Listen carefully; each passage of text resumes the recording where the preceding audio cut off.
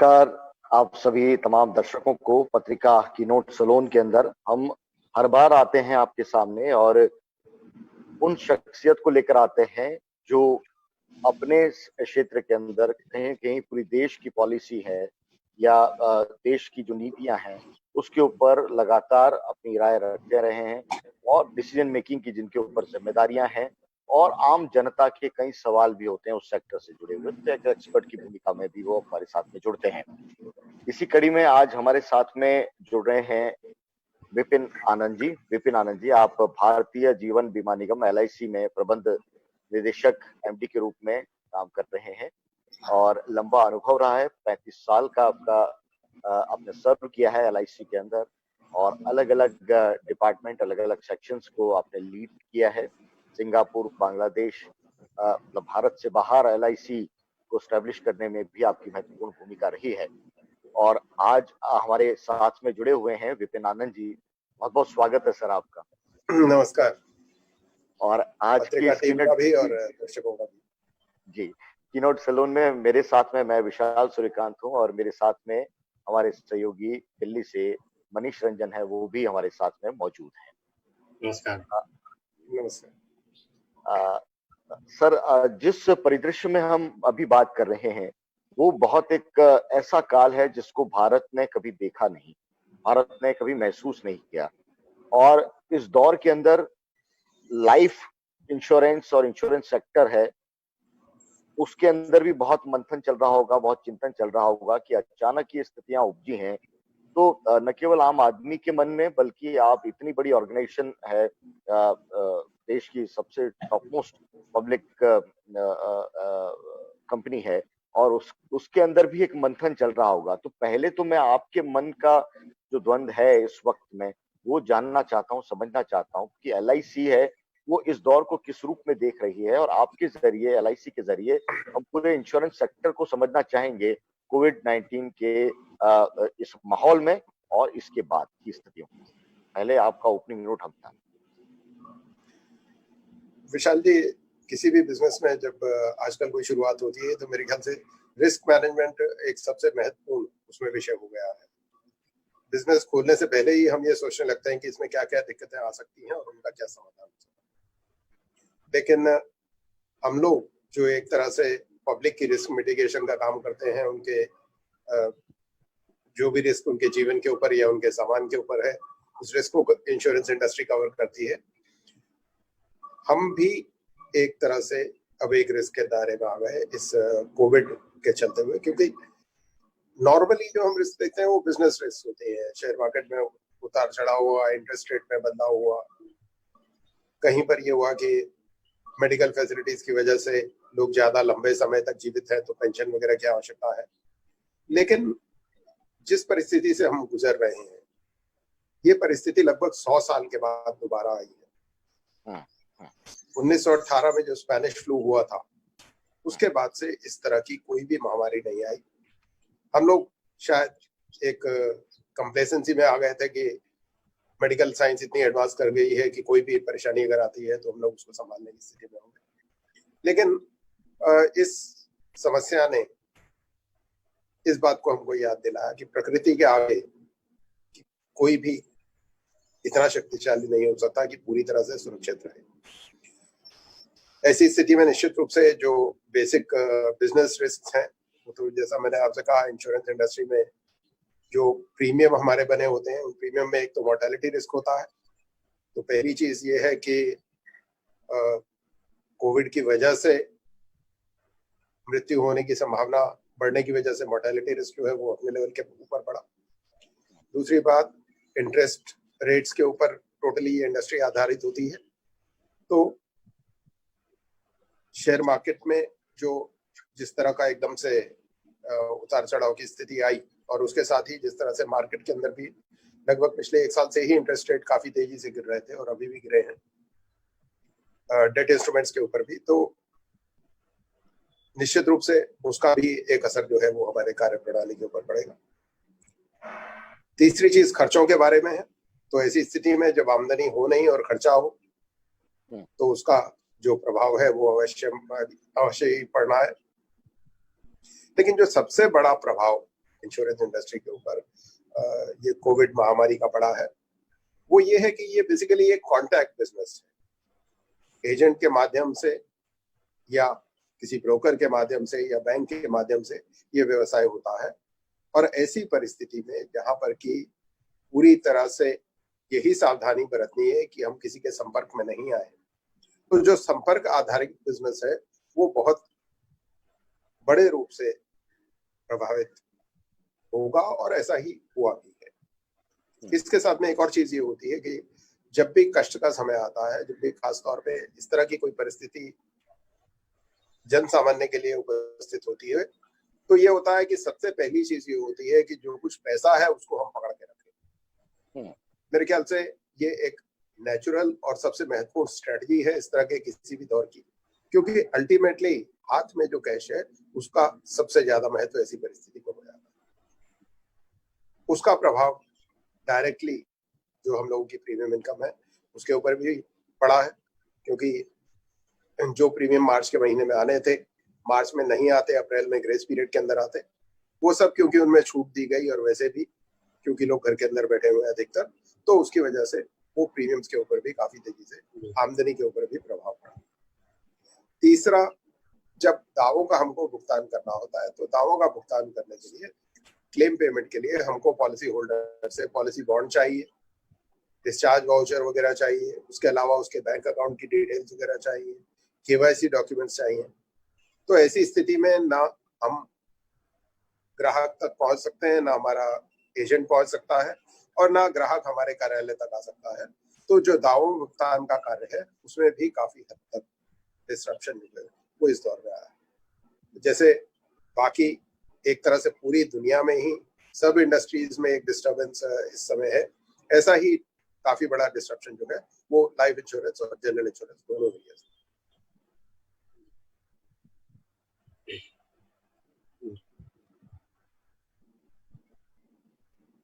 इसको कवर करने के लिए, इस समस्या से बाहर आने के लिए एक बहुत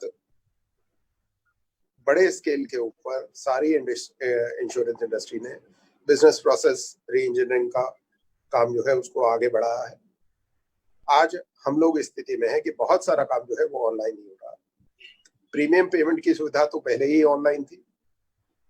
देखा जाए तो मतलब ये है कि आज अगर आपको LIC का प्रीमियम कोई पे करना है तो आप credit card, debit card, net banking या इसके अलावा पेटीएम, गूगल पे, फोन पे, भीम, इन सारी सुविधाओं के माध्यम से ऑनलाइन ही इसकी पेमेंट पूरी तरह कर सकते हैं। और LIC ने इसके लिए जो भी एक तरह से एक सर्विस चार्जेस बैंक या अन्य संस्थाएं लगाते हैं उसको भी LIC अपने लेवल के ऊपर ही बेयर कर रही है, कि जिससे कस्टमर घर बैठे हुए अपने प्रीमियम का भुगतान बिना किसी एडिशनल पेमेंट के जो है वो करने में सक्षम है। आगे कई सारी हमारी सर्विसेज हैं, जैसे लोन कोटेशन किसी को चाहिए, या किसी को इनकम टैक्स सर्टिफिकेट चाहिए, या चेंज ऑफ एड्रेस वगैरह करना है, या लोन के लिए एप्लीकेशन भी देना है, तो ये सब काम वो घर बैठे हुए कर सकते हैं। ये सुविधाएं ऑनलाइन पहले से ही उपलब्ध थी। अब सबसे बड़ा बदलाव ये आया कि जो सेवाएं अभी तक उपलब्ध नहीं थी उनके बारे में बहुत तेजी से अब काम हम लोग कर रहे हैं। कोविड से रिलेटेड जो डेथ क्लेम आ रहे हैं उनके लिए विशेष तौर पे यहाँ तक सुविधा दी गई कि व्हाट्सएप के माध्यम से ही अगर हमारे पॉलिसी धारक के परिवार के सदस्य पॉलिसी और अन्य कागजों की इमेजेस हमको भेज रहे हैं तो उसके आधार पर ही हमारी शाखाओं ने दावों का भुगतान कर दिया। और इसी तरह का अब हम पूरा सिस्टम अपना क्लेम्स का नया डेवलप कर रहे हैं, जिससे ये है कि बहुत शीघ्र ही हमारे सब ग्राहकों को ये सुविधा होगी कि वो घर बैठे ही अपने डॉक्यूमेंट्स को स्कैन करके और हमको अगर उसकी कॉपी भेज दें तो उसके बेसिस के ऊपर क्लेम का प्रोसेस हम करने में सक्षम हैं। तो ये दावों वाली बात भी है।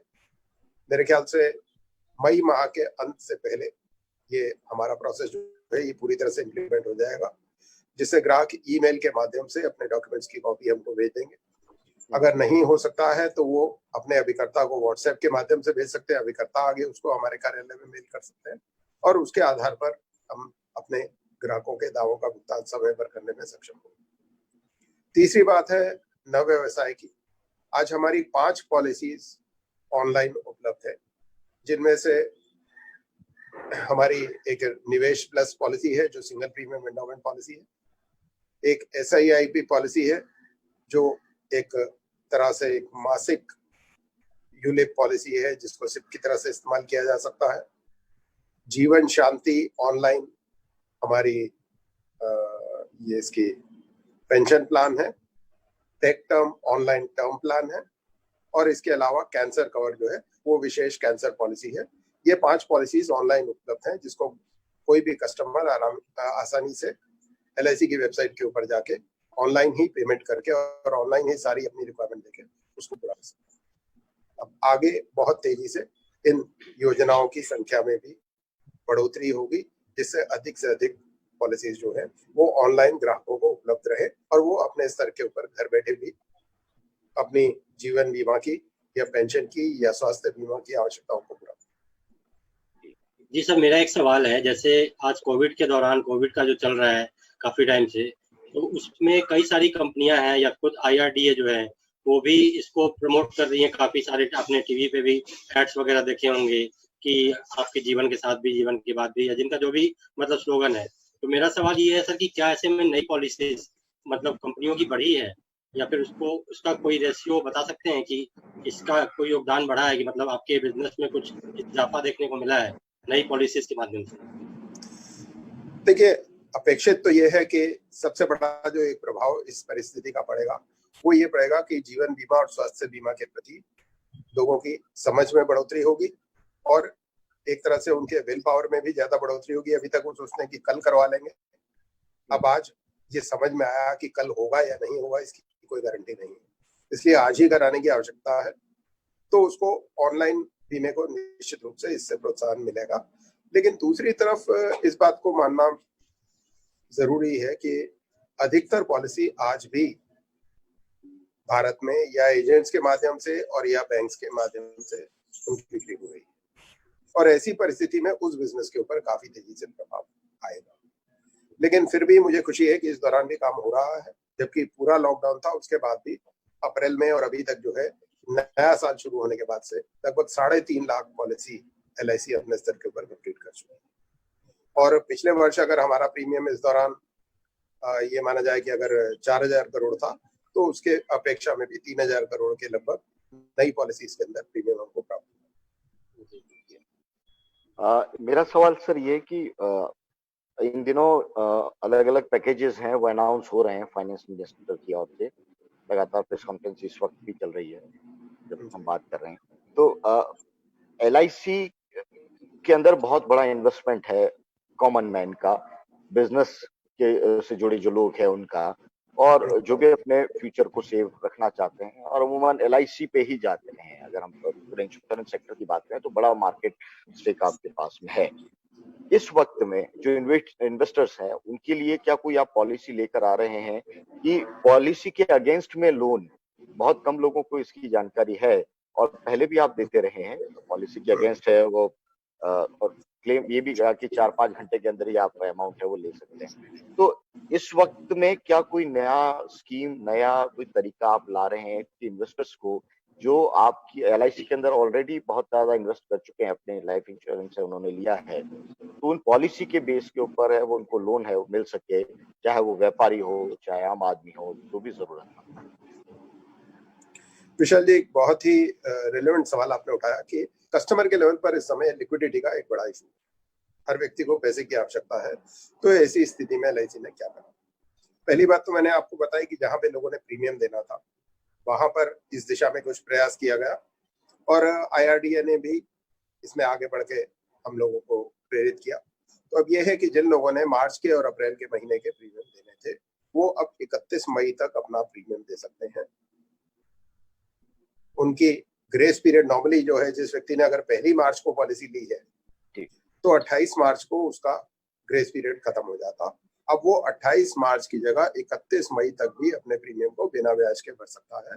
और अगर इसी बीच में अगर दुर्भाग्यवश किसी की मृत्यु हो जाती है तो उसके पूरे दावे का भुगतान किया जाए। दूसरा, क्लेम पेमेंट्स की बात मैंने पहले करी। हमने ये सुनिश्चित करा कि जहां पर भी संभव था काफी सारी जो पेपर रिक्वायरमेंट्स थी उनको वेव करके भी हमने लाखों क्लेम्स का पेमेंट मार्च के आखिरी दिनों में किया और अभी भी अप्रैल और मई में भी हम भुगतान कर रहे हैं। मैं आपको बताना चाहूंगा कि कल हमारी 2048 शाखाओं में से 1700 शाखाओं में दावों का भुगतान हुआ।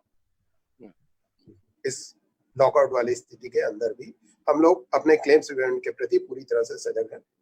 हमने ये सुनिश्चित किया कि हमारे जिन पेंशन के पॉलिसी होल्डर्स की, चाहे वो इंडिविजुअल पॉलिसीज के पॉलिसी होल्डर थे, चाहे ग्रुप पॉलिसीज के पॉलिसी होल्डर्स थे, उन सबको समय से पेंशन की भुगतान उनके खाते में। एक थोड़ी सी समस्या इसमें ये आ रही थी कि उसमें एक प्रोविजन होता है एग्जिस्टेंस सर्टिफिकेट का, क्योंकि सर्टिफिकेट लोग नहीं दे पा रहे थे, तो वो भी हमने निर्णय लिया है कि जहां पर भी संभव होगा अधिकतर केसेस में एग्जिस्टेंस सर्टिफिकेट के बिना हम पेंशन की पेमेंट आगे जारी रखेंगे। इसके अलावा आपने बात करी जो टेम्परेरी लिक्विडिटी इशू वाला इशू है, लोन वाला, तो मैं आपको बताना चाहूंगा कि हमारी 90% से अधिक योजनाओं में लोन की सुविधा उपलब्ध है। जैसा आपने कहा, बहुत सारे ग्राहकों को हो सकता है मालूम नहीं हो, इंटरेस्ट रेट अलग अलग पॉलिसी के हिसाब से है, लेकिन लगभग 9.5% के प्रति आमतौर से पॉलिसी लोन के ऊपर इंटरेस्ट है।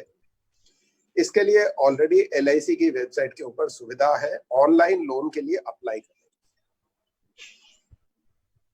जहां पर शाखाएं खुली हैं तुरंत उसका भुगतान किया जाएगा, लेकिन जहां पर दिक्कत है कि कागज, क्लेम पेपर्स वगैरह, क्योंकि पॉलिसी बॉन्ड की आवश्यकता होगी लोन देने के लिए, तो ऐसी स्थिति में अभी हो सकता है, जैसा आपने कहा, 4-5 घंटे के अंदर नहीं हो पाए, लेकिन मुझे उम्मीद है कि शीघ्र ही हम इस प्रोसेस को भी पूरी तरह से कंप्यूटराइज कर देंगे और इस महीने के अंत तक शायद हम इस स्थिति में होंगे कि 4-5 घंटे नहीं, आधे घंटे के अंदर आपके अकाउंट के ऊपर आपका पैसा आ, क्योंकि हम समझते हैं कि अगर ये लॉकडाउन ज्यादा दिन चलता है तो लिक्विडिटी क्रंच जो है वो आम लोगों के ऊपर काफी हद तक आएगा। सर्विस क्लास लोगों को अगर हम छोड़ दें या उच्च वर्ग के लोगों को छोड़ दें, तो जो मध्यम श्रेणी के पॉलिसी धारक हैं जिनका व्यवसाय आजकल बंद है, निश्चित रूप से उनको पैसे की आवश्यकता पड़ेगी और इसके प्रति सजग रहते हुए हम भी प्रयास कर रहे हैं कि हम अधिक से अधिक उनकी सहायता करें। क्या इसमें इंटरेस्ट है, उसमें भी कोई रीशेड्यूल आप करने का कोई प्लान कर रहे हैं क्या? क्योंकि देखिए कि इंटरेस्ट फ्री की बात करें हम, इंटरेस्ट फ्री उनको लोन मिल जाए क्योंकि उनका इन्वेस्टमेंट तो है ही LIC। देखिए ऐसा है कि इंटरेस्ट फ्री तो कुछ नहीं हो सकता, there is nothing like a free lunch, क्योंकि अल्टीमेटली ये है कि अगर मैं ब्याज में छूट दूंगा तो मैं बोनस में से काट लूंगा,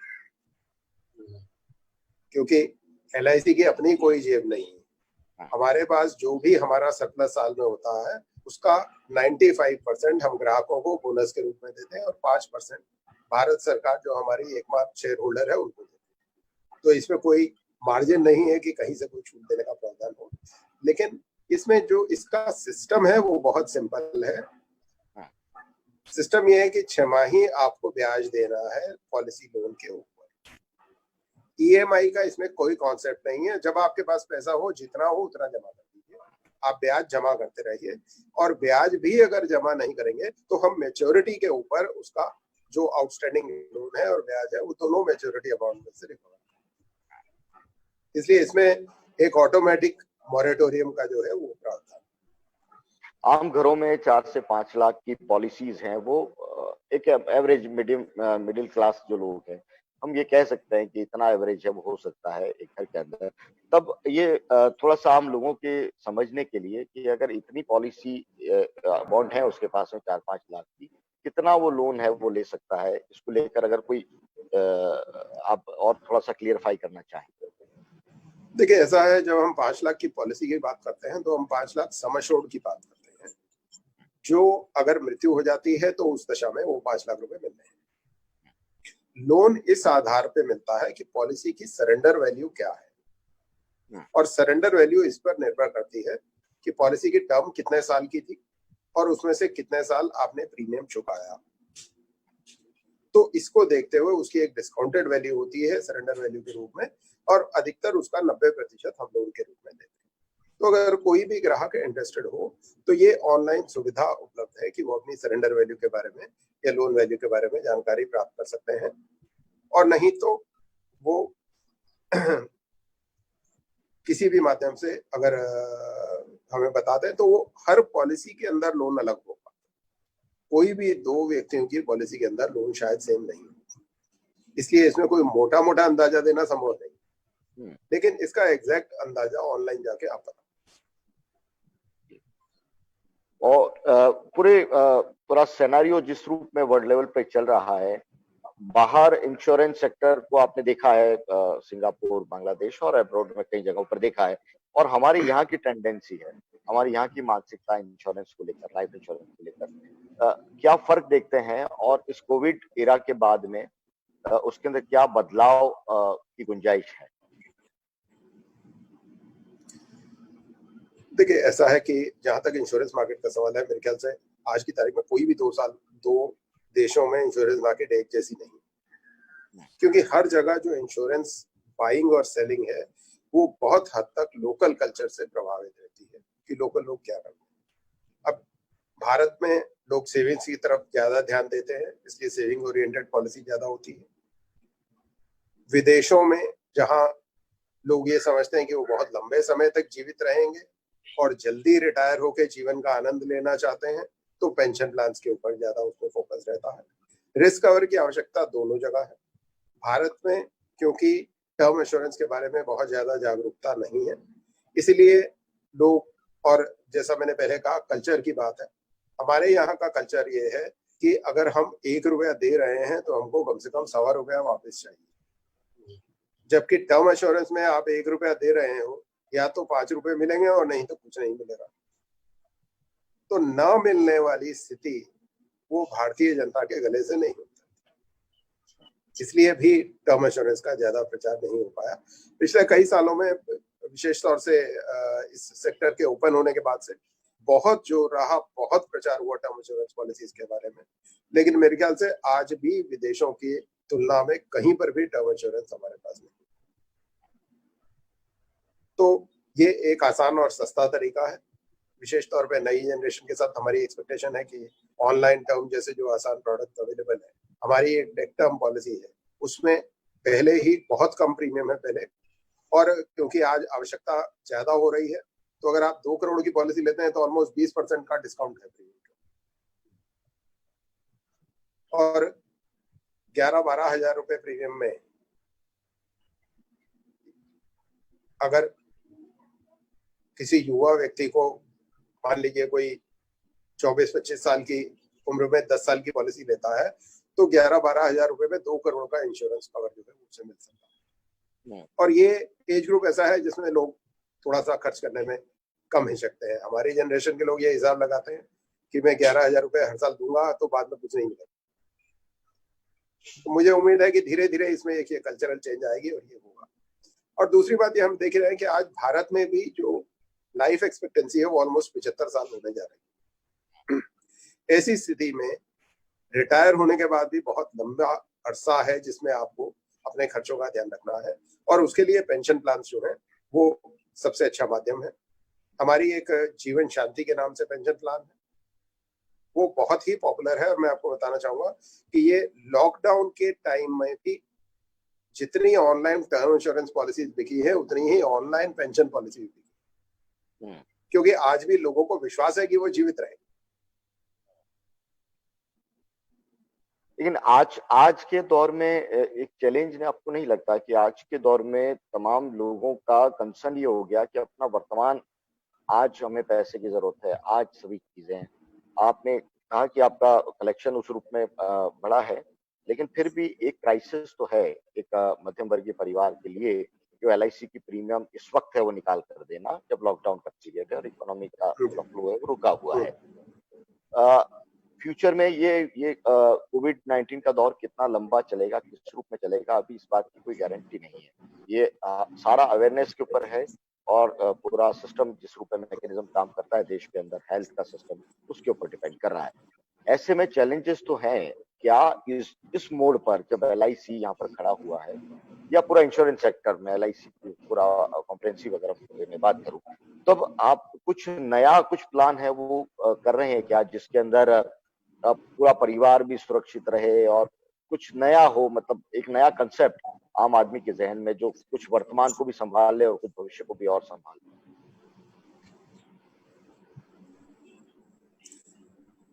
देखिए, फैमिली इंश्योरेंस वाला कॉन्सेप्ट जो है वो लाइफ इंश्योरेंस में अभी तक नहीं। जॉइंट प्लान का कॉन्सेप्ट तो रहा कि पति पत्नी दोनों का बीमा जो है वो एक पॉलिसी में हो, लेकिन पूरे परिवार वाला जो कॉन्सेप्ट है वो हेल्थ इंश्योरेंस पॉलिसी में, जैसे हमारी एक जीवन आरोग्य पॉलिसी है, तो उसमें आप पूरे परिवार को एक ही पॉलिसी के माध्यम से कवर कर सकते हैं, ये है। लेकिन निश्चित रूप से बहुत अच्छा सुझाव है आपका। हम अपने एक्चुअली से जरूर अनुरोध करेंगे कि इस तरह के किसी प्रोडक्ट के बारे में सोचें। लेकिन एक इसमें थोड़ी सी दिक्कत ये होती है कि अगर 4 लोग हैं तो 4 लोगों का मॉर्टेलिटी प्रीमियम उसमें आएगा, तो फिर मैच्योरिटी वैल्यू उतनी ही कम दिखेगी, क्योंकि अगर 4 लोगों का हम रिस्क कर रहे हैं तो रिस्क कवर कर रहे हैं तो 4 लोगों के रिस्क कवर का प्रीमियम उसमें से कटेगा और बाकी पैसे पर ही रिटर्न आएगी। लेकिन ये एक काफी अट्रैक्टिव प्रोडक्ट हो सकता है और कुछ मार्केट तो इसके लिए होगा ही, इसलिए ऐसा आगे सोचा जा सकता है। अभी तो हमने ये करा है, जैसा मैंने आपसे कहा कि 31 मई तक के लिए छूट दी गई है उन लोगों को जिनका प्रीमियम मार्च या अप्रैल में उपलब्ध था, ड्यू था। और इसके साथ में ये हुआ है कि जब हम लोगों ने ये पॉलिसीज करी उस समय पर तो कोरोना का कोई भय नहीं था, तो उसका प्रीमियम उसी तरह से निर्धारित है, लेकिन हमने इसमें कोई भी कमी ना करते हुए ये तय किया है कि कोई भी अगर कोरोना संबंधित क्लेम होता है, चाहे वो स्वास्थ्य बीमा का हो और चाहे वो जीवन बीमा का हो, तो उस दावे की भुगतान वैसे ही किया जाएगा, बल्कि और ज्यादा तेजी से किया जाएगा। अभी आज की तारीख में ये स्थिति है कि गवर्नमेंट से रोज एक लिस्ट जारी होती है कहाँ पर किस किस व्यक्ति की मृत्यु हुई। उस लिस्ट के आधारित पे हमारे जो शाखाओं में शाखा प्रबंधक है, सहायक शाखा प्रबंधक है, वो लोग अपने स्तर के ऊपर पहल करके ये देखने का प्रयास करते हैं कि क्या हमारा कोई पॉलिसी होल्डर तो इसमें नहीं। अगर मोबाइल नंबर है तो मोबाइल नंबर के माध्यम से बात करके जानकारी करते हैं कि साहब आपके घर में कोई पॉलिसी थी या नहीं थी। और अगर ऐसा होता है जहां पर पता चलता है कि LIC की पॉलिसी थी, तो हम लोग खुद उनको गाइड कर रहे हैं कि सब ठीक है, आपकी जो पॉलिसी बॉन्ड वगैरह है उसका और अपने चेक का और मैंडेट वगैरह का, उसको आप एक फोटो लेके व्हाट्सएप के ऊपर ही आप हम लोग भेजिए, जिससे हम आगे की कार्रवाई उसमें प्रारंभ करें। तो ये अपनी तरफ से हम मदद कर रहे हैं। बाकी तो ये है कि ये टोटली एक अनएक्सपेक्टेड सिचुएशन थी, तो नेचुरली पहले से तो कुछ नहीं हो सकता, लेकिन डेफिनेटली इससे ये है कि आगे के लिए एक फ्लेक्सिबिलिटी की जरूरत महसूस हो रही है। तो शायद भविष्य में जो प्रोडक्ट्स आएंगे उनका स्वरूप कुछ थोड़ा सा डिफरेंट। मनीष, कोई सवाल आप भी करना चाहें? जी सर, मेरा एक सवाल है सर कि जो इंश्योरेंस सेक्टर है, खास करके जो मतलब अर्बन एरियाज में देखें तो लोगों ने इधर जो पिछले 5-6 साल की बात करें तो टैक्स सेविंग का फोकस ज्यादा बढ़ा है कंपनियों को भी, जैसे अपने इंश्योरेंस प्रोडक्ट्स को प्रमोट करने में, तो टैक्स सेविंग पे ज्यादा फोकस कर दिया, क्योंकि कोविड एरा जैसा हो रहा है, जैसे कोरोना काल चल रहा है। तो इसमें क्या, क्योंकि लोगों की ये जरूरत बन गई है इंश्योरेंस। पहले तो ये था कि चलो आप टैक्स सेविंग करते हो, अगर आप सैलरी क्लास हो तो टैक्स सेविंग करना है, लेकिन अब आपके लिए एक जरूरत है क्योंकि आपको जान बचानी है। तो ऐसे में आप कितना बदलाव आएगा इस सोच में? मनीष जी, एक तो मैं पहले आपकी एक बात के ऊपर एक टिप्पणी करना चाहूंगा कि अगर ये देखा जाए तो पिछले 5 साल से जब से इनकम टैक्स में बहुत सारी चीजें जोड़ दी गई, इवन ये है कि आप 5 साल की FD करा दीजिए तो उसमें इनकम टैक्स छूट है, तो आज मेरे ख्याल से इनकम टैक्स के लिए बहुत कम लोग बीमा करवाते हैं। बीमा करवाने के लिए कुछ अन्य आवश्यकताएं होती हैं, जैसा आपने कहा, आज ये जो कोरोना काल है ये हमको याद दिला रहा है कि जीवन का कोई भरोसा नहीं है, इसके लिए इस तरह की पॉलिसी होनी घर में जरूरी है जो बाद में घर वालों का ध्यान रख सके। तो सबसे पहली जरूरत तो जो है वो रिस्क कवर की है। उसके अलावा मेरा ये अनुभव रहा है कि मैंने अपने जीवन काल में जितने भी अन्य सेविंग के काम शुरू किए, चाहे वो बैंक में रिकरिंग डिपॉजिट का शुरू करा, चाहे LIC खरीदने का शुरू करा, चाहे म्यूचुअल फंड में पैसा जमा करना शुरू करा, किसी भी तरह से अगर पैसा जमा करना शुरू करा, तो 1.5 साल 2 साल 3 साल के बाद कहीं ना कहीं कोई जरूरत महसूस हुई और तुरंत उसको बंद करके और उस पैसे को खर्च कर दिया। आज अगर मेरे पास कोई भी पैसा है तो सिर्फ इसलिए है क्योंकि जो LIC पॉलिसी मैंने करवा रखी थी उसको मैंने नहीं की। LIC पॉलिसी में जो नुकसान होने का भय होता है सरेंडर वैल्यू के रूप में, वो आपको ये सुनिश्चित कराता है कि आप पॉलिसी को चलाते रहेंगे। एक तो रिस्क कवर के लिए आप पॉलिसी चलाते रहेंगे और दूसरा पॉलिसी बंद करने में कोई फायदा नहीं है, नुकसान है, इसलिए भी आप चलाते रहेंगे। तो कंपलसरी सेविंग के तौर पे मैं मानता हूं कि ये सबसे बड़ी आवश्यकता है, विशेष तौर पे जो आज की हमारी नई जनरेशन है, जहां पर एक तरह से एक क्रेडिट कार्ड कल्चर वाली बात है कि आज खर्च करें और कल देखेंगे। ऐसी स्थिति में अपनी लायबिलिटीज को सिक्योर करने के लिए और अपने आगे के समय के लिए ये आवश्यक है कि कोई कंपल्सरी सेविंग जरूर होनी चाहिए, इसको हम नहीं तोड़ें। तो लाइफ इंश्योरेंस इसका सबसे बड़ा जो है वो एक तरीका है इसको करने का, वो नहीं है। लेकिन ये इसका फायदा ये जरूर होगा कोरोना वायरस से कि ये जागरूकता बढ़ेगी कि जीवन बीमा एक बहुत आवश्यक है। मतलब मेरा मानना है कि रोटी कपड़ा के बाद तीसरी आवश्यकता जीवन बीमा है। आज मकान तो हर किसी के बस का खरीदना नहीं, लेकिन रोटी और कपड़े के बाद सबसे बड़ी आवश्यकता जीवन बीमा है। वो मेरे ख्याल से इस समय में कहीं पर एक उभर कर ये आवश्यकता सामने आ रही है, जो भविष्य में लोगों के लिए भी लाभप्रद होगी और जीवन बीमा इंडस्ट्री को भी आगे बढ़ाने में। सर मेरा एक सवाल इसी से थोड़ा अलग है जी। जैसा कि सर बहुत सारी इंश्योरेंस कंपनियां मार्केट में आई, इंडिया में काफी सारी आई ज्वाइंट वेंचर के जरिए, बड़े बड़े नाम को लेके आई, अमेरिका से ज्वाइंट वेंचर किया। लेकिन आज के डेट में देखा जाए तो बहुत सारी कंपनियां वापस चली भी गई, जिनका ज्वाइंट वेंचर कईयों का टूट भी गया। ऐसे में LIC जिसका की कोटेशन ही है जीवन के साथ भी जीवन के बाद भी, और इंडिया में खास करके इंडिया की जो पॉपुलेशन है वो इंश्योरेंस मतलब ही समझती है LIC, क्योंकि मतलब आप जैसे जूतों में बाटा एक पुरानी कहावत है, लोहा में टाटा, ऐसा एक कहावत मैंने सुना था। तो उस तरह से इंश्योरेंस के लिए LIC एक प्रमुख माना जाता है। तो इसको कैसे दें, क्या इसका आपको बेनिफिट मिलेगा मतलब आने वाले समय में? और चूंकि ये सिचुएशन बहुत बदल गई आज के डेट में, तो इसका कुछ लाभ मिलेगा क्या LIC को? नहीं, इसका लाभ निश्चित रूप से मिलेगा। मेरा मानना यह है कि जो नुकसान इस पीरियड में हुआ है वो सब नुकसान की भरपाई लॉकडाउन खत्म होते ही हो जाएगी, क्योंकि कार अगर किसी ने नहीं खरीदनी थी वो आगे और नहीं खरीदेगा, लेकिन अगर बीमा किसी ने नहीं खरीदा था वो अब जरूर सोचेगा कि मेरे को खरीदना चाहिए। और अभी भी विशेष तौर पे जब ये बात हो रही है कि नवंबर दिसंबर के समय में ये लौट के फिर से आ सकता है, तो निश्चित रूप से, और अभी भी ऑलरेडी काफी सारी इंक्वायरीज हमारे पास आ रही है। अभी पूरी तरह से हमारी फील्ड फोर्स एक्टिव नहीं है, जिसकी वजह से थोड़ी दिक्कत है, लेकिन मुझे उम्मीद है कि जैसे ही जो ट्रांसपोर्ट वगैरह है उसकी स्थिति थोड़ी सी सुधरेगी तो जीवन बीमा के व्यवसाय में बहुत तेजी है। LIC को लेकर एक कहते हैं ज्वाइंट वेंचर पे आप कुछ कहेंगे? ज्वाइंट वेंचर्स के ऊपर कुछ? अच्छा, मैं पहले एक बात करूं। देखिए, ऐसा है कि हिंदुस्तान एक बहुत बड़ा मार्केट है किसी भी क्षेत्र में। 137 करोड़ की जनसंख्या अपने आप में किसी भी बहुत बड़ी मार्केट है।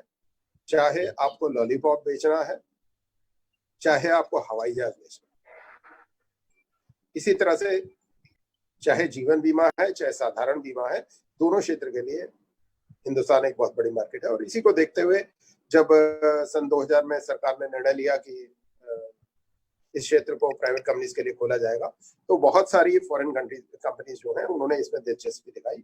और देखा जाए तो जितनी भी दुनिया की टॉप इंश्योरेंस कंपनीज थी सब भारत में मौजूद है आज की तारीख में, अधिकतर उनमें से भारत में मौजूद है। लेकिन एक बात हमने उस टाइम कही थी, एक हमारा स्लोगन था ओपनिंग के टाइम पे, हम जाने भारत को बेहतर।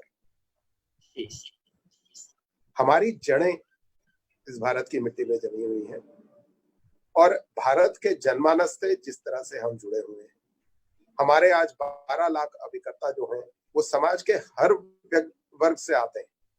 ऊंचे से ऊंचे वर्ग के इंडस्ट्रियलिस्ट भी आज हमारे एजेंट हैं और लाखों ऐसे भी लोग हैं जो अपनी आजीविका पूरी तरह से इस व्यवसाय के माध्यम से पा रहे हैं। इस तरह से हमारी पहुंच जिस तरह से देश के हर क्षेत्र में है, पूरे भारत में हमारे अभिकर्ता फैले हुए हैं और हर वर्ग में फैले हुए हैं, उसका लाभ हमेशा एक हमें रहता है कि हमारी पहुंच आगे है। और आज इस सेक्टर के खुलने के 20 साल बाद भी और दुनिया की बेहतरीन कंपनीज के साथ भारत के सबसे बड़े बैंकों के जुड़ने के बाद भी 75% पॉलिसी आज भी लोग LIC से ही करवाते हैं। आप कुछ करें। जी, मेरा सवाल ये जो आपका जो आखिरी सेंटेंस था कि बड़ी आबादी है वो एलआईसी पर ही भरोसा कर रही है, और ये हिंदुस्तान में कहावत भी है कि नया 9 दिन पुराना 100 दिन। अ, लेकिन इसके बावजूद भी इसके बावजूद भी जो गवर्नमेंट ने एलआईसी की जो वैल्यू है, एलआईसी की जो वर्थ है, जो पैसा है, उसको थोड़ा डाइवर्ट करने की का भी प्लान किया शेयर मार्केट में और उधर। क्या आपको लगा कि ये क्रेडिबिलिटी का एक संकट भी थोड़ा खड़ा हुआ, क्योंकि पहले आपका डायरेक्ट कंज्यूमर से बिल्कुल एलआईसी है वो कनेक्टेड था। अब बीच में गवर्नमेंट का रोल है, खासतौर से शेयर मार्केट में, और उसके अंदर इन्वॉल्वमेंट जो बड़ा है, उसको किस रूप में देखा?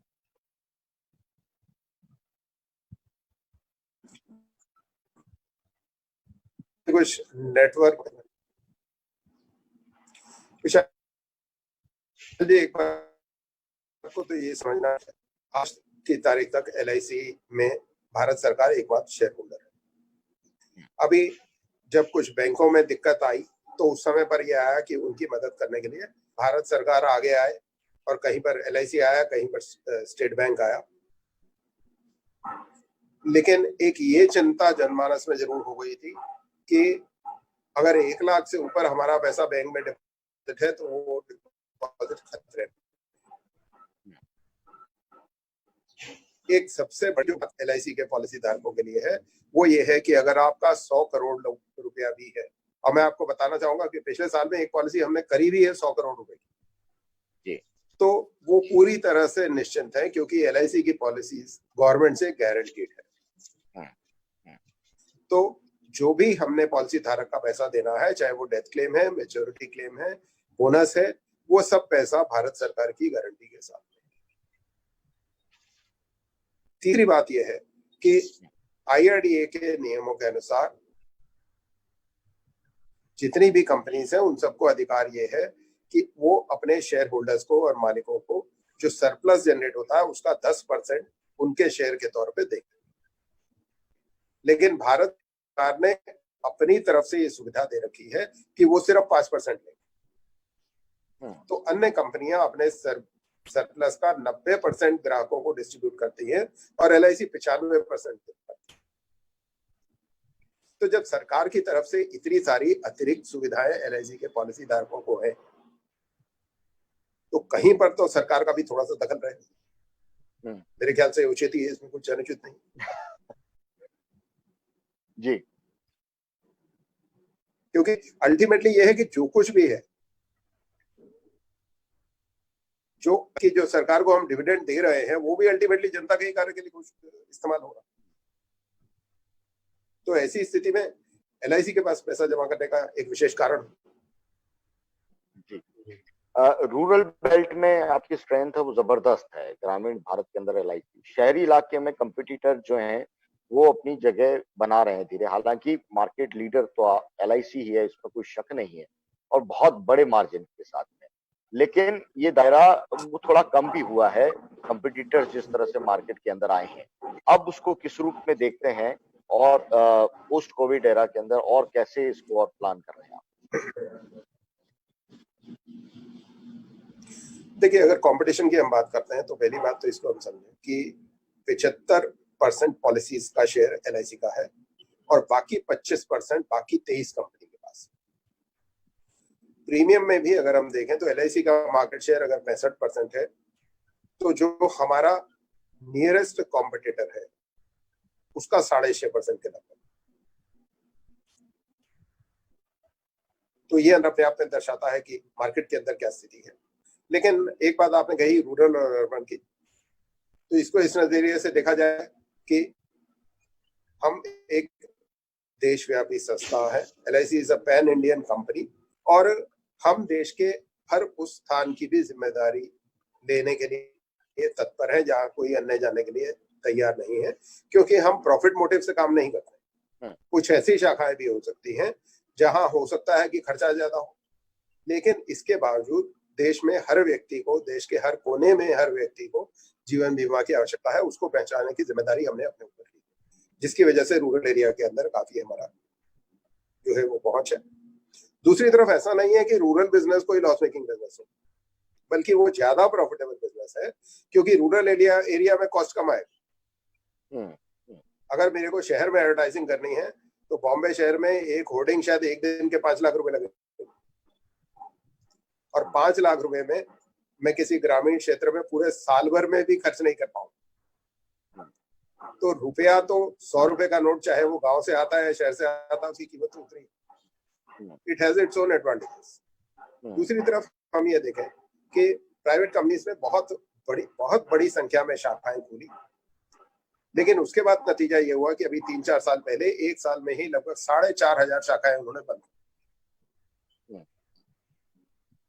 क्योंकि उनको ये दिख रहा था कि यहाँ से हमको फायदा नहीं हो रहा, नुकसान हो रहा। उसका नतीजा ये हुआ कि आज 23 कंपनी काम कर रही हैं, और वो सारी 23 की 23 कंपनी ऑलमोस्ट हर बड़े शहर के अंदर है। जो बात मैंने पहले कही कि जीवन बीमा जो है, life insurance is a contact business.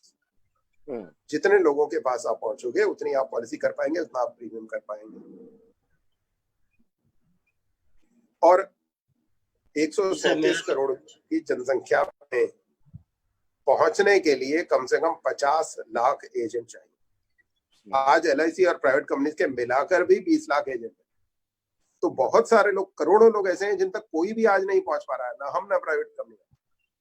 तो जो जहां तक पहुंच जाता है वहां पर उतना बीमा हो जाता है। शहर में 24 कंपनी ऑपरेट कर रही हैं, तो वहां पर ज्यादा पॉलिसी हो रही है, ज्यादा बीमा हो रहा है, उसमें प्राइवेट कंपनी का हिस्सा ज्यादा हो रहा है। गांव में कुल मिला के 2, 3, 4 कंपनी ऑपरेट कर रही हैं, तो वहां पर पॉलिसी भी कम हो रही है, बीमा कम हो रहा है, और उसके हिसाब से क्योंकि हम ही हैं इसलिए हमारा मार्केट शेयर ज्यादा है। तो ये एक नेचुरल सिचुएशन है। लेकिन जब प्राइवेटाइजेशन शुरू हुआ था उस समय से अगर उठाकर देखें आंकड़े, तो प्राइवेटाइजेशन के आने के बाद हमारी प्रीमियम इनकम उस समय से 10 गुना से ज्यादा हो। मार्केट शेयर कम ज्यादा एक अलग जगह है, लेकिन बिजनेस हर साल बहुत तेजी से बढ़ा है। पिछले साल में भी जो प्राइवेट सेक्टर का प्रीमियम है वो 11% बढ़ा है, हमारा 25% बढ़ा है, इतने बड़े बेस के साथ। जी सर, मेरा एक सवाल है, जैसे कि LIC का जो दायरा है काफी बड़ा है, आपने भी बताया, और आपने बताया 75% मार्केट शेयर है, तो इस दायरे को मैनेज करने में भी चुनौतियां भी उतनी ज्यादा है। और दूसरा सर ये है कि रूरल एरिया, खास करके जो ग्रामीण इलाके हैं, उनमें जो लोग हैं उनको LIC, मतलब ये तो पता है कि इंश्योरेंस मतलब LIC है, बट इनकी जो टेक्निकलिटीज होती हैं वो समझने में काफी दिक्कत होती है। और आपने देखा होगा कई बड़े इंडस्ट्री प्लेयर जो कि अब Tier 2, Tier 3 इस पे ज्यादा सबका फोकस है, specially mutual fund, SIP industry की। ऐसे में LIC के लिए ये कितना बड़ा चैलेंज है और LIC इसको कैसे मैनेज कर पा रहा है? देखिए, ऐसा है कि देखने में ये लगता है कि कहा जाता है कि हम एक मोनोलिथिक इंस्टीट्यूशन है, जैसे एक बहुत बड़े पहाड़ की तरह से है, लेकिन असली वास्तविकता ऐसी नहीं। LIC आज जिस तरह से काम करती है, एक केंद्रीय कार्यालय के अंदर 8 क्षेत्रीय कार्यालय हैं। 8 क्षेत्रीय कार्यालयों को, आप जोनल ऑफिसर्स को आप ये मान सकते हैं कि वो अपने आप में अलग अलग कंपनीज हैं, और वो अलग अलग स्टेट्स को मैनेज कर रही है। इसी तरह से उससे आगे जाके 112 डिविजनल ऑफिस हमारे ऐसे हैं जो नव व्यवसाय का काम करते हैं। डिविजनल ऑफिस इंडिपेंडेंटली एक कंपनी की तरह ही करते हैं, बहुत हद तक उनको टोटल ऑथराइजेशन है इंडिपेंडेंटली अपने काम को करने। और बल्कि आज की इस तारीख में ये स्थिति है कि पॉलिसी धारक से संबंधित जो भी काम है, नई पॉलिसी बेचने से लेके और क्लेम के भुगतान तक का 95% से करीब काम शाखा स्तर के ऊपर ही खत्म हो जाता है। तो ग्राहक को ब्रांच से आगे जाने की जरूरत बहुत कम पड़ती है, ब्रांच के लेवल पे ही काम हो जाता है। हमारी संस्था में तकरीबन 1,18,000 के करीब एम्प्लॉय आज की तारीख में है, हमारे विकास अधिकारियों को लेकर। और जैसा मैंने कहा कि हमने सारे पावर्स डिसेंट्रलाइज कर रखे हैं। हमारा जो ब्रांच मैनेजर है लोकल लेवल के ऊपर, वो सक्षम है ग्राहक की किसी भी आवश्यकता को पूरा करने में, किसी भी समस्या का समाधान करने में। तो इसके लिए बड़ी संस्था होने से कोई बहुत बड़ी परेशानी हमको नहीं होती, क्योंकि हम हर चीज में दखल नहीं देते से। और जब वो अपने आप में सक्षम है तो वो अपनी समस्या को स्थानीय स्तर के ऊपर संभाल लेते हैं। उनके अपने टारगेट है, न्यू बिजनेस भी उनको अपना अपना करना है। अपने क्षेत्र के डेवलपमेंट के लिए जो कुछ करने की आवश्यकता है, अधिकतर चीजों में हमने उसको डिसेंट्रलाइज कर दिया, तो वो अब हो जाता है। दूसरी बात आपने कही कि म्यूचुअल फंड वगैरह और बाकी लोग जो हैं ये काफी टीयर 2 टीयर 3 सिटीज तक पहुंचे, तो उसमें मेरा यही है कि बहुत बड़ा कारण यही है कि अल्टीमेटली जीवन बीमा के बारे में पूरी दुनिया में सच्चाई यही है कि जीवन बीमा बेचा जाता है, खरीदा नहीं आता। कोई लाइन लगा के पॉलिसी कराने नहीं आता, हमेशा कभी कोई एजेंट जाता है तभी पॉलिसी होती है, या कोई बैंक के अंदर आता है ग्राहक तो बैंक वाले उसको पकड़ के पॉलिसी कर लेते हैं, अदरवाइज अपने आप उसमें कोई नहीं कर पाता। म्यूचुअल फंड वगैरह में जिस तरह की लालच दिखती है रात में जो है दुगनी और दिन दूनी रात चौगुनी उन्नति होने की, उसको देख के आदमी खुद भी खरीदने के लिए जाएगा। बैंक का फिक्स डिपॉजिट है, उसकी खुद की आवश्यकता है। लेकिन दूसरी तरफ हमने ये भी देखा है कि अब आज पिछले 3 महीने में देखिए कि म्यूचुअल फंड का क्या हाल है, और आने वाले 6 महीने में क्या होगा वो समय बताएगा, क्योंकि mutual fund totally ultimately share market investment है। पैसा अल्टीमेटली इंडस्ट्री में है, अगर इंडस्ट्री सारी बंद है तो उसका सबसे बड़ा जो नुकसान है वो उन्हीं सब लोगों के ऊपर पड़ेगा जो या तो शेयर मार्केट में इन्वॉल्व थे और या म्यूचुअल फंड में इन्वॉल्व थे। जो लोग शेयर मार्केट में इन्वॉल्व है उनको कम से कम खुद को पता है कि मैं क्या कर रहा हूँ। जो म्यूचुअल फंड में जिसने पैसा लगाया है उसका तो कोई कंट्रोल नहीं है कि उसका पैसा कहाँ लग रहा है, अच्छी कंपनी में लग रहा है, खराब कंपनी में लग रहा है, फायदा देगा नुकसान देगा, आखिर में जो होगा वो उसके हाथ में आएगा। इसलिए मेरे ख्याल से ये जो कोविड वाली कोरोना वायरस वाली स्थिति है, इससे जो लोगों की प्रोडक्ट प्रेफरेंसेस हैं, जो लोगों के इन्वेस्टमेंट प्रेफरेंसेस हैं, उनमें भी परिवर्तन आएगा। शायद लोग 15% प्रॉफिट वाले रिस्की प्रोडक्ट की जगह वापस 7%, 6%, 5% वाले सेफ इन्वेस्टमेंट की तरफ जाना शुरू करें। Sir ji Manish ji please continue. जी सर, मेरा एक सवाल है सर, एज ए निवेशक या फिर जो भी आदमी इंश्योरेंस कराता है उसके लिए, क्योंकि आप मार्केट के सबसे बड़े प्लेयर हैं, तो आप ऐसे में उन निवेशकों को क्या कहना चाहेंगे कि इंश्योरेंस खरीदने से पहले सबसे पहली चीज क्या देखनी चाहिए? देखिए, इंश्योरेंस खरीदने का बेसिक ये सबसे पहले तो जरूरत का आकलन करना है। You need to assess your risk कि मैं किस रिस्क को कवर करना चाहता हूँ, वो रिस्क कितना बड़ा है, कितने पैसे की पॉलिसी लेनी मेरे को आवश्यकता है, दूसरे की जरूरत कब पड़ने वाली है, तो कम से कम कितने साल की मेरी पॉलिसी होनी चाहिए। ये डिसाइड करेगा कि सम एश्योर्ड कितना होना चाहिए और टर्म कितना होना चाहिए पॉलिसी का, उसको देखते हुए। उसके बाद अगर मेरे को ये देखना है मैं यंग एज में हूँ, मेरे को अपने रिटायरमेंट के लिए करना है या मेरे को अपनी शादी के लिए करना है या मेरे को आगे अपने बच्चों की पढ़ाई और शादी के लिए करना है, जरूरत के हिसाब से आपको हो सकता है कि एक से ज्यादा पॉलिसी लेनी पड़ेगी। अच्छा प्लानिंग का तरीका हो सकता है। LIC ने एक बहुत अट्रैक्टिव पॉलिसी निकाली थी जो बहुत साल तक हमारा लीडिंग प्रोडक्ट थी। अब जैसा आपने कहा वो थोड़ा सा म्यूचुअल फंड के प्रोडक्ट की तरफ से लोगों का ध्यान हट गया।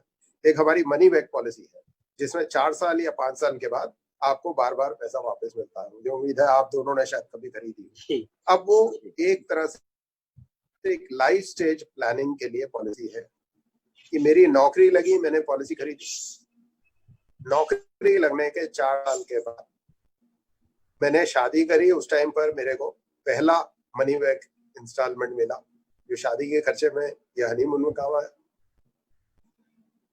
उसके 4 साल के बाद बच्चा हुआ, चाइल्ड मनी बैक पॉलिसी मिली।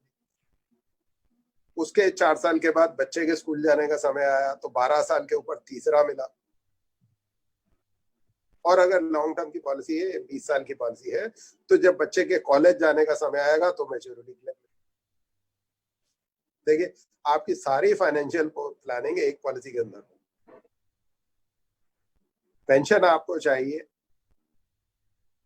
आपने एक टर्म एश्योरेंस प्लान ली रिस्क कवर के लिए और उसके साथ में आपने कहा कि ठीक है, मेरे को जो खर्चा करना होगा, जो आमदनी है उससे मैं खर्चा करूंगा, बाकी मेरे को परिवार के लिए रिस्क कवर ले लिया, टर्म एश्योरेंस पॉलिसी ली और उसके साथ में एक पेंशन प्लान जीवन शांति जैसी कोई हमने ले ली कि जिससे ये है कि जब भी हम रिटायर होना चाहें, और रिटायरमेंट का मतलब 60 साल नहीं है, 25 साल की उम्र में पॉलिसी लीजिए, 40 साल की उम्र से रिटायरमेंट लीजिए, पेंशन लीजिए और दुनिया घूमिए। आज रिटायरमेंट के मायने भी बहुत भिन्न हो गए हैं। 70 साल की उम्र में पैसे मिलने का क्या मजा है जब ना मुंह में दांत ना पेट में हाथ। 40 साल की उम्र में पेंशन लीजिए और मौज करिए। तो हर चीज के हिसाब से सोच के अगर हम करें, लेकिन मेरा सुझाव ये नहीं है कि आप अपना सारा पैसा लाइफ इंश्योरेंस में डालें। एक बहुत पुरानी कहावत है कि you should not put all your eggs in one basket. इसी तरह से एक कॉन्सेप्ट है कि एक इन्वेस्टमेंट्स की भी एक बास्केट होनी चाहिए, लेकिन उस बास्केट में सबसे पहला स्थान जो है वो लाइफ इंश्योरेंस पॉलिसी, क्योंकि लाइफ इंश्योरेंस पॉलिसी एक इन्वेस्टमेंट नहीं, लाइफ इंश्योरेंस पॉलिसी एक बेसिक नीड है, एक मूलभूत आवश्यकता है। आज के समय में इस आवश्यकता को शायद हम बेहतर समझने की स्थिति में हैं। इसके बाद हम ये देखें कि कितना पैसा, कहा जाता है कि 6 महीने की तनख्वाह के बराबर आपको पैसा, 6 महीने के खर्चे के बराबर पैसा कम से कम बैंक में रखना चाहिए इमरजेंसी के लिए। उसके बाद मेरे पैसा है तो मैं म्यूचुअल फंड में जा सकता हूँ, मैं शेयर मार्केट में जा सकता हूँ, या अन्य कोई इन्वेस्टमेंट जो है उसको देख सकता हूँ। तो इस तरह से अगर एक मिक्सचर लेके चलूंगा तो होगी और मेरा और मेरे परिवार का भविष्य और ज्यादा अच्छी तरह से फाइनेंशियली चलेगा। जयदेव हैं हमारे एक व्यूअर हैं, वो इस वक्त देख रहे हैं और पत्रिका न्यूज के फेसबुक पेज पे एक सवाल है उनका है कि नॉर्मल, क्योंकि लाइफ इंश्योरेंस में या तो नॉर्मल डेथ या एक्सीडेंटल डेथ या अगर कोई समस्या होती है तब आप देते हैं। कोविड केसेस को लेकर आप किस रूप में देख रहे हैं? और गवर्नमेंट ने इससे जोड़ के मैं अपना सवाल ये जोड़ रहा हूँ कि गवर्नमेंट ने कोविड को एक्ट ऑफ गॉड की कैटेगरी में रखा है, उसके अंदर उस प्रोविजन को देखते हुए कई है नियम बदले हैं। तो क्या LIC है वो भी अपना ये तो ठीक है कि आप क्लेम है वो उसका डिस्पोजल कर रहे हैं टाइम पे, सब चीजें देख रहे हैं, डिपॉजिट प्लस बोनस है वो तमाम जो आपका रेशियो उस पर देते हैं, इससे आगे भी क्या इस वक्त में कंज्यूमर को और फायदा देने की कोई प्लान, कोई योजना आपकी? क्योंकि ये जैसा कि हमने कहा कि ये एक्ट ऑफ गॉड है, ये हमने कभी ना देखा ना सुना इसके बारे में, और ऐसे में LIC अपनी त्वरित सेवाएं तो देता ही रहा है आम दिनों में भी, इस वक्त में क्या और कुछ बेनिफिट के साथ में आप आने का कुछ प्लान कर रहे हैं? देखिए, जैसा मैंने पहले कहा, कोरोना के रिस्क का प्रीमियम हमने नहीं लिया क्योंकि कोरोना का रिस्क पॉलिसी देते टाइम था ही नहीं, इसलिए उसका रिस्क जो है, उसके रिस्क का प्रीमियम इसमें जुड़ा हुआ नहीं। जो बात आपने कही एक्ट ऑफ गॉड की है, लीगल पार्लेंस में जिसको कहते हैं force majeure, force majeure clause ये कहता है कि अगर कोई ऐसी चीज है जो हमारे कंट्रोल से बाहर है तो ऐसी स्थिति में ये कॉन्ट्रैक्ट लागू नहीं होगा। नॉर्मल सर्कमस्टांसेस में ये होता कि अगर कोरोना से डेथ होती है तो दावे का भुगतान नहीं किया जाएगा, लेकिन इसकी जगह बिना प्रीमियम लिए हुए पूरी इंश्योरेंस इंडस्ट्री ने मिलकर ये तय किया कि किसी भी कोरोना केस में भुगतान को रोका नहीं जाएगा और तुरंत किया जाएगा, जबकि हमने उसका रिस्क कवर नहीं किया। जब हमने पॉलिसी बेची तो उस समय तो कोरोना था ही नहीं, लेकिन फिर भी हम उसका रिस्क फ्री में कवर कर रहे हैं। और दूसरी तरफ ये है कि अपनी तरफ से प्रयास करके जल्दी से जल्दी उस परिवार को भुगतान देने का प्रयास करें। तीसरा, जैसे मैंने पहले कहा आपको कि 31 मई तक के लिए प्रीमियम के भुगतान में छूट दी गई, ब्याज में छूट दी गई कि कोई ब्याज भी उसके ऊपर नहीं लिया जाएगा। इस बीच में अगर किसी व्यक्ति की मृत्यु हो जाती है जबकि उसने प्रीमियम नहीं दिया तो केवल प्रीमियम काट के पूरा क्लेम डेबिट कर दिया जाएगा। ये सब सुविधाएं जो है ये इससे जुड़ी हुई। लेकिन एक मेरा और अनुरोध है, देखिए ऐसा है कि IRDA ने और इंश्योरेंस इंडस्ट्री ने मिलकर ये सोचा कि इस समय में लोगों को प्रीमियम देने में दिक्कत है, इसलिए जो है उनको छूट दी जाए। तो एक तरफ तो ये है कि एक छूट दी गई कि आपका प्रीमियम मार्च में ड्यू है, आप 31 मई तक दे दें, ठीक। लेकिन दूसरी तरफ हमारी ये भी आवश्यकता है कि हम ग्राहक के दावे का भुगतान तुरंत करेंगे। तो एक तरफ आमदनी नहीं होगी और खर्चा होगा। कुछ दिन तक तो ये चल सकता है, लेकिन बहुत लंबे समय तक तो नहीं चल सकता। अब ऐसे में मेरा उन सब लोगों से ये अनुरोध है जिन लोगों को घर बैठे हुए सैलरीज मिल रही हैं, या जो लोग उच्च मध्य वर्ग और उससे ऊपर हैं, जो अफोर्ड कर सकते हैं, वो अपने प्रीमियम को ना रोकें, वो अपने प्रीमियम का भुगतान करें, जिससे हम लोग सक्षम रहें कि हम सब लोगों के दावे का भी समय से भुगतान करते हैं। क्योंकि अब एक बहुत थोड़ी सी कभी विचित्र सी बात आती है प्रीमियम देने की। एक तो पहली बात यह है कि जो इंश्योरेंस पॉलिसी है वो एक कॉन्ट्रैक्ट है।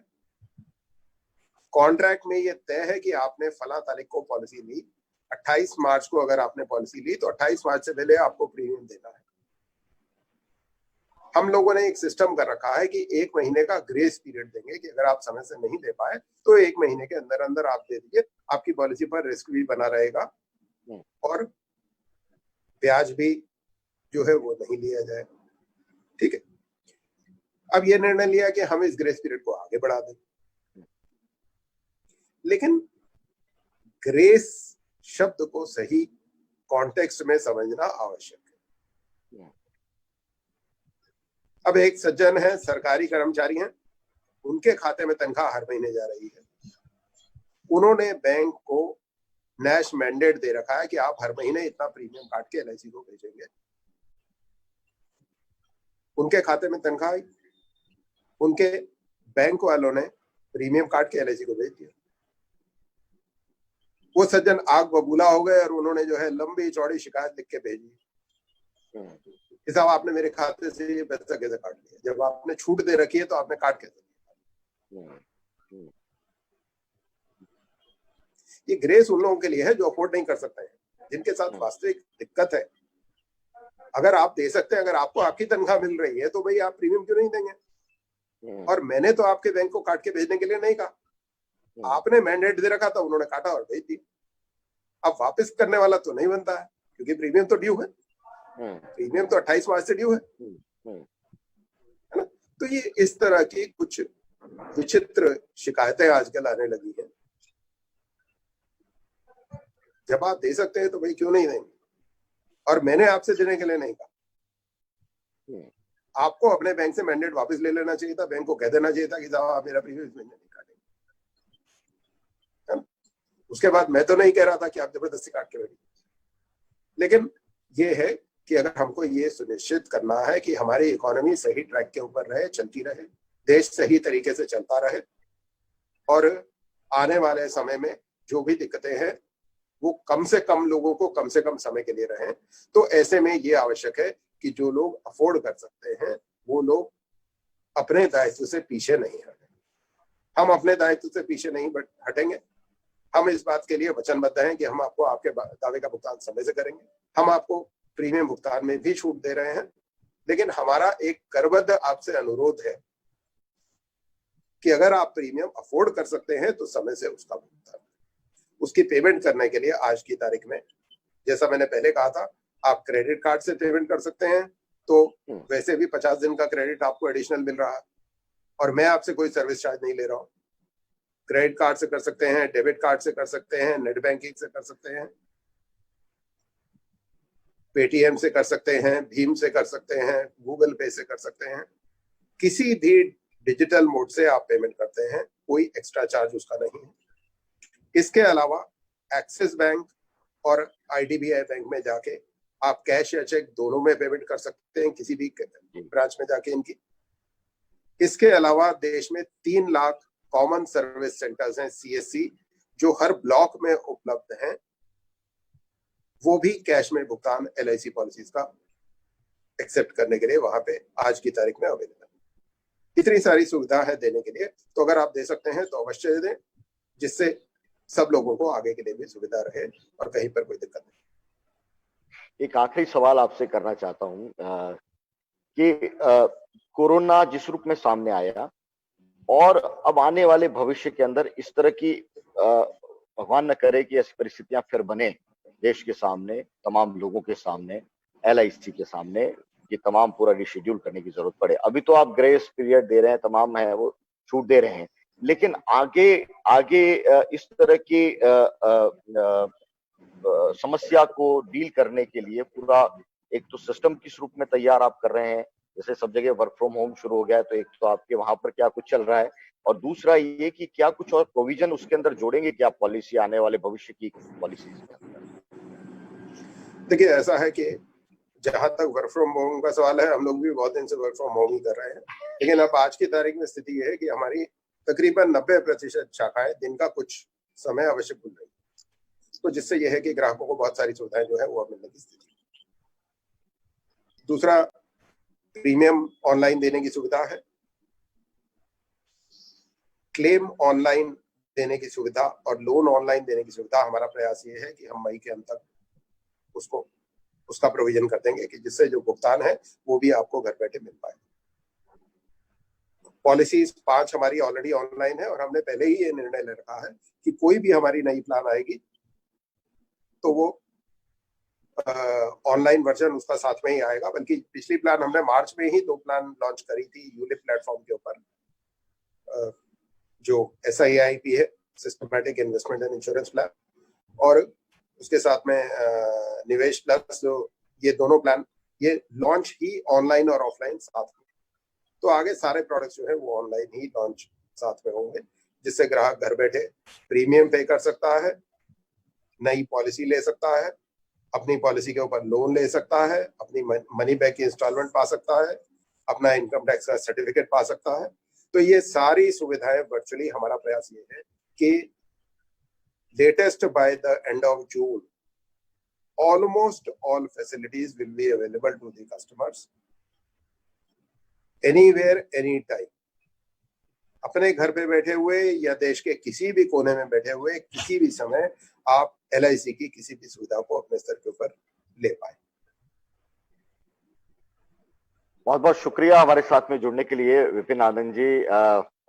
मेरे और मनीष रंजन के साथ में आप जुड़े और हमारे जरिए तमाम पत्रिका के जो हजारों दर्शक हैं उन तक आपकी बात पहुंचेगी। न केवल बड़ी तादाद में ऑनलाइन इस इंटरेक्शन को देखा है लोगों ने, बल्कि ये चूंकि फेसबुक पेज पर है तो कभी भी LIC को लेकर कोई कंफ्यूजन है और आपकी बातों को सुनकर उस एजेंट से या जो लोकल आपका एडमिनिस्ट्रेशन है उससे सीधी बात कर सकता है। इस लिहाज से हमारी बातचीत हुई है आम लोगों के नजरिए से।